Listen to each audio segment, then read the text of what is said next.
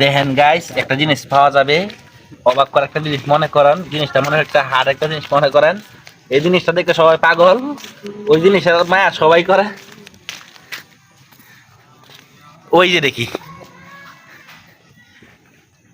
ঠিক আছে না? ওই যে ওইটা লাগে সবাই পাগল, কিন্তু আমি পাগল না।